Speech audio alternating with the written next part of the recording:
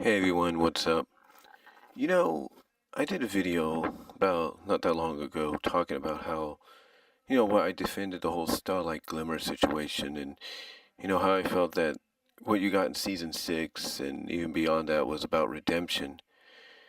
But when you break it down actually into two parts, season 6 was the redemption arc, and season 7, because some people still complained about her there, was the graduation arc. Let me explain. Season 6 was redemption because when you think about it, the year before she was the antagonist in the season 5 finale, and she was given a second chance at life. Then you come full circle a season later, and she's proving to be a leader in leading a rescue mission of other former antagonists and villains to help save the main six, the princesses, if not most of Equestria. So when so basically, when one looks at that, in part, that basically fulfilled her redemption arc. Season 7 was the graduation portion, and basically what happens afterwards. Like, can she? I mean, she'll still have a lot to learn. I mean, she's still learning, about things here and there. But now she's being able to do but now she's being able to do things almost by herself, or she's now being challenged to make certain decisions or go make certain decisions when she gets called upon by things like the cutie map, the friendship map, to go on missions.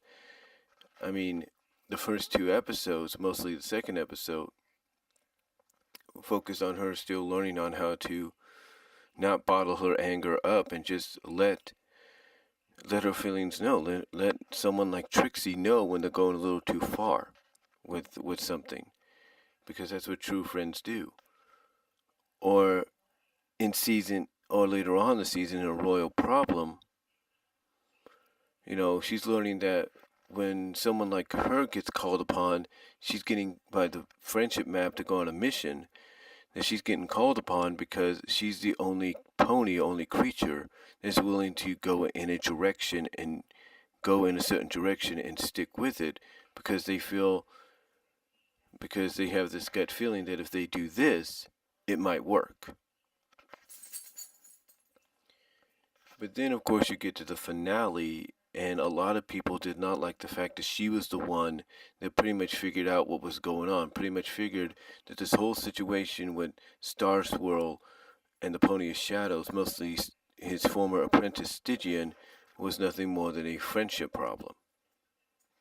And that she's the one that basically talked Stygian into realizing, hey, you got to give Twilight a chance. She gave me a chance, and gave me a chance to be redeemed, and it worked. She's basically Starlight's the one that came out and said, you're look, if Twilight can save me and make friends with me and help me make friends elsewhere, she could do the same with you. And there you go. Now, is she still going to get tested even here in season 8? Absolutely. I mean, in 2 weeks, actually a week from this Saturday, you got an episode which ties in somewhat to the finale of season 6. So anyway, besides that, you take a look at Starlight between the two seasons, and I think when you divide it up like that, you kind of get an idea as to why she was kind of pushed to the forefront at times throughout the seasons. Not as much as some people think she was, but basically pushed to the forefront when necessary. It was basically because they were working on her redemption in season 6, and they were working on her graduation and post graduation in season 7.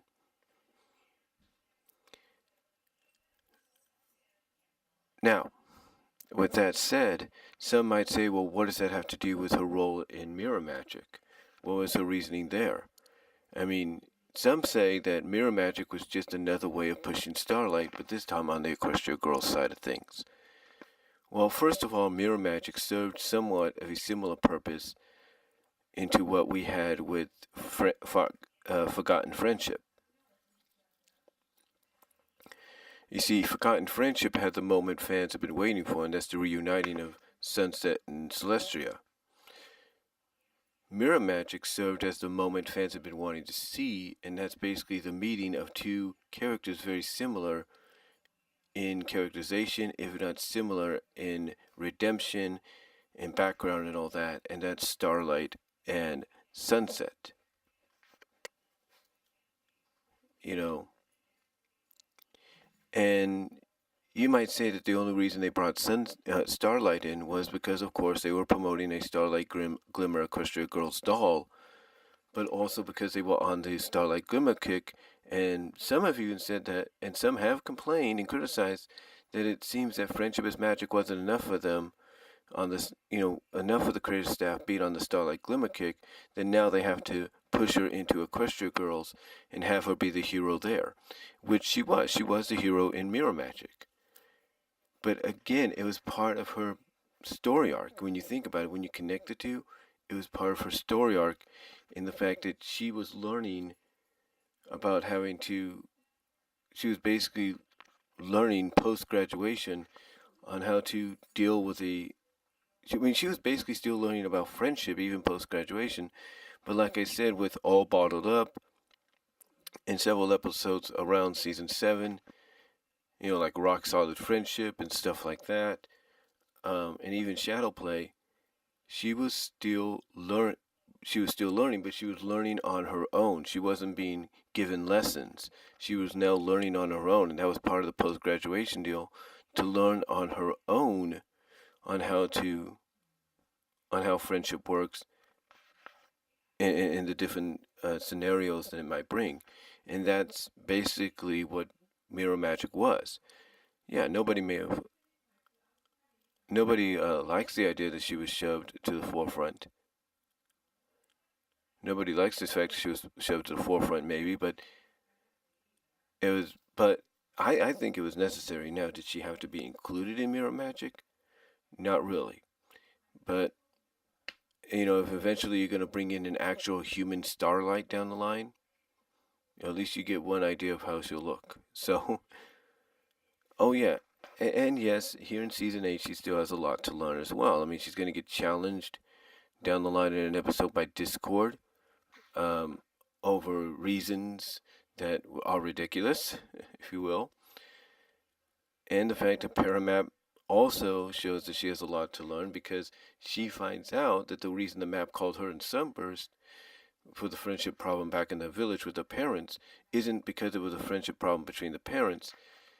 It was because of a friendship problem between them and the parents. In other words, it was about reconnecting with the parents and always staying reconnected and being close despite the parents' differences or differences of how they treated them or wanted what was best for them, if you will. I mean, heck, Starlight even tells her dad, after her dad basically talks about the reason he always kept treating her the way he did was because he didn't want her to go down, because of all the troubles he didn't want to be involved in or was involved in. I mean, like I said, when her father basically says the reason he treated her the way she does, or the way he did, was because he didn't want to, it's because of the trouble he didn't want her to get in or had gotten in.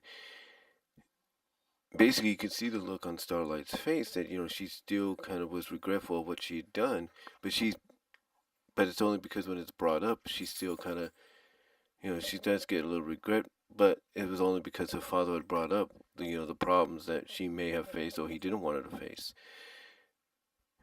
And, she basically and here's how far Starlight's character has evolved.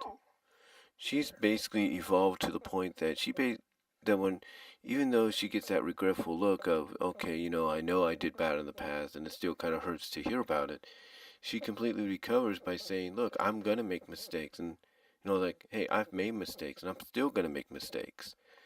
So yeah, even though she's still learning about that, even though she's past redemption and somewhat past post graduation, she's still learning. She's still learning about friendship. She's still gonna make mistakes here and there. So she, as she says, so technically, in a sense, parts of season 8 are still part of that post graduation part, even though that's kind of been fulfilled after Two Were been fulfilled after Shadow Play. Because Twilight's the one that said, "Hey, she has a student that reminded her what friendship was really about, out and stuff, or what really mattered." So,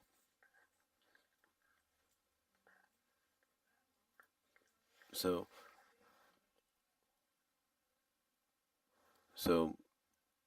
basically, yeah, you know, you may not.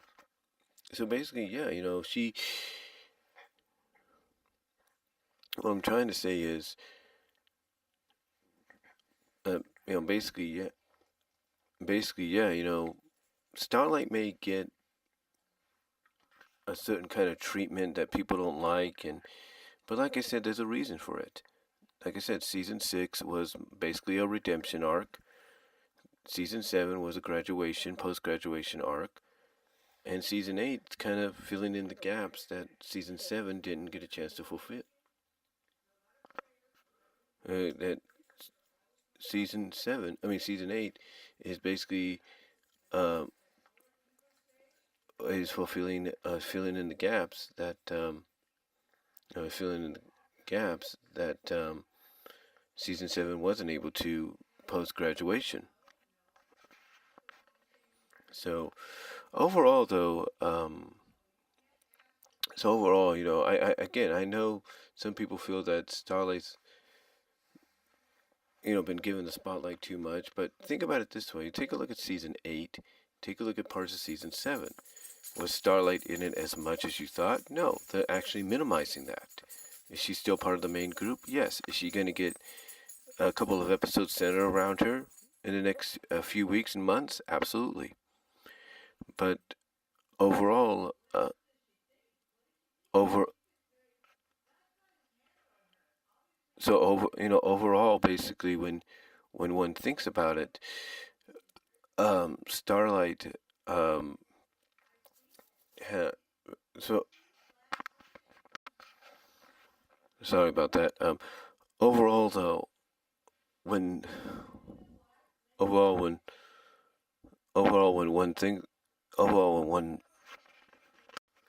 like I said, overall when one thinks about it, you may not like how Starlight was presented, but it was all part of character development, character evolution for her.